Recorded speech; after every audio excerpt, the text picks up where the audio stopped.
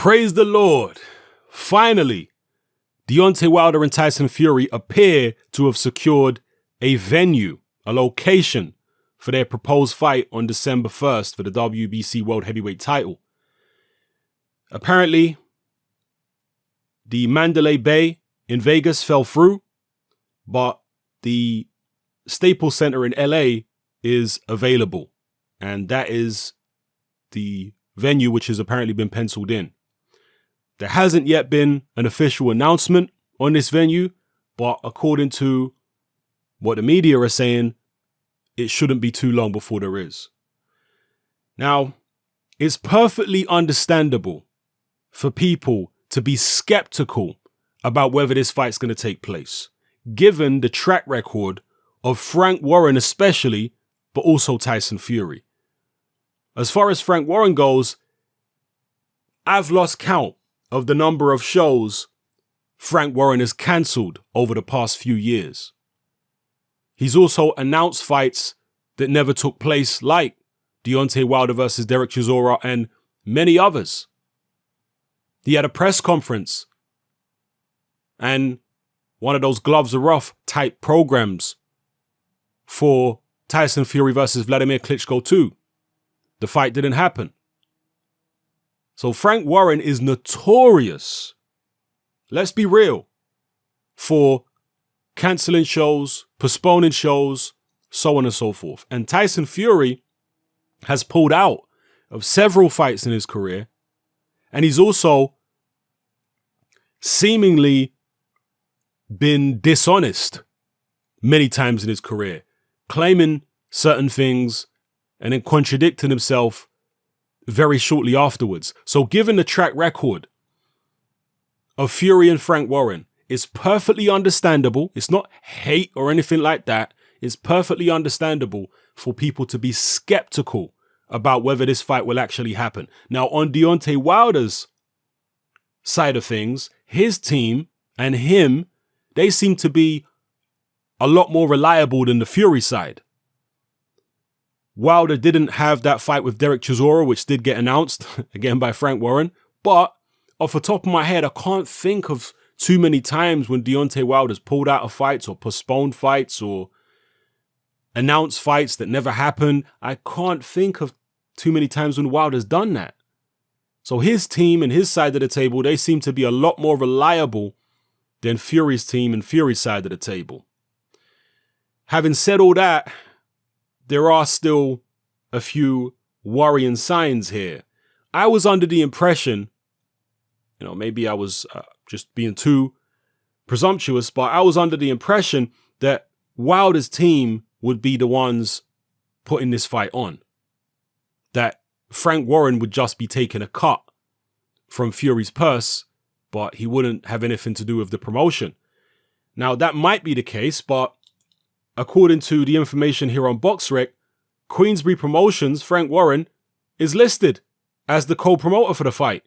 And the other promoter being Tom Brown, TGB Promotions, which, to my knowledge, is another front company, if you want to call it that, for Al Heyman, because Al Heyman is not officially a promoter, and he works with these small-time promoters who put shows on his behalf. That's my understanding, all right? Don't sue me, Al Heyman, if it's not exactly that. I'm not claiming to have concrete knowledge on the situation. But either way, it's a co-promotion, right? TGB and Frank Warren. Frank Warren being involved overseas in a promotion like this, again, given his track record, you can't blame people for being skeptical, particularly when this is a fight overseas. Frank Warren's had to cancel so many shows and postpone so many shows in his home country, the UK. For many, many years, he does not. For those of you who are American listeners or you're not from the UK, what I'm telling you is verifiable, 100% facts. Frank Warren has got a very bad track record when it comes to cancelling shows, postponing shows, etc., etc. He's done it so many times, I've literally lost count. Now, obviously, all promoters cancel shows, but it's how often, right? And trust me, Warren has got a bad track record of cancelling and postponing shows. That's just what that is. So Will this fight happen? I hope it does after all the rigmarole. December 1st. I hope Tyson Fury can get himself in great shape. I hope he can get somewhere near his best, although it's a little concerning, you know, given what he's come back from and having to lose all the weight and only facing a pair of journeymen in his comeback. It's a little concerning to me that he may not be back to his best by the time he steps in there against Wilder, and I think he'll need to be. But nonetheless, let's see the fight go ahead. Let's see what happens if Fury can pull off a tremendous win. And let's see if Deontay Wilder can step up to the plate. Because Wilder is supposed to beat Tyson Fury in this situation. Tyson Fury is a very skilled heavyweight. We all know this. But given what he's coming back from, losing 100 pounds in weight, depression, drink problems, drug problems, a very long layoff, only fighting 2 journeymen in his comeback. Given all that, Deontay Wilder, the guy who's an active champion, he's supposed to deal with Tyson Fury in good fashion. If he doesn't, and if the worst case scenario happens and he loses, dear, oh dear, oh dear. That will not only strike a huge blow to the reputation of Deontay Wilder, but it will also strike a huge blow to the reputation of American heavyweight boxing in general. That a guy coming off such a long layoff, who's definitely not back to his best. What can we expect really on December 1st from Tyson Fury? What, Fury at 60%, 70% of his best at the most? And if he was to beat Wilder, wow, Deontay. So the pressure's all on Deontay here because he's supposed to beat Fury in this situation. It's supposed to be decisive. If it's not, like I say, that's a big blow to the reputation of Fury and a big blow to the reputation of American heavyweight boxing in general. And American heavyweight boxing has been experiencing somewhat of a resurgence, somewhat of a revival over the past few years. And I've been championing that. Most of my favorite heavyweights in history were Americans. So I love American boxing, historically. So I want to see a return to the glory days of American heavyweight boxing. The likes of Jarrell Miller's out there, you got your Wilders, obviously, other people coming through. I want to see the American heavyweight scene healthy and bubbling. That's what I want to see. But if Deontay Wilder loses this fight to Fury, boy, oh boy. Like I say, that's going to strike a serious blow to American heavyweight boxing. Let me know how you feel in the comment section below. Will this fight take place? Are you still skeptical? If it does take place, do you think Fury can pull off the upset? And Fury, by the way, is not a massive underdog here. The last time I looked at the betting odds, Wilder was a marginal favorite, but the odds are not long.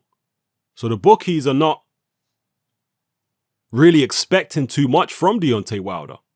The fans are expecting a lot from him, and so they should, but the bookies are not expecting that much from him, and that is an indication that the bookies don't really rate Wilder that highly. They think he's technically poor and vulnerable and there for the taking.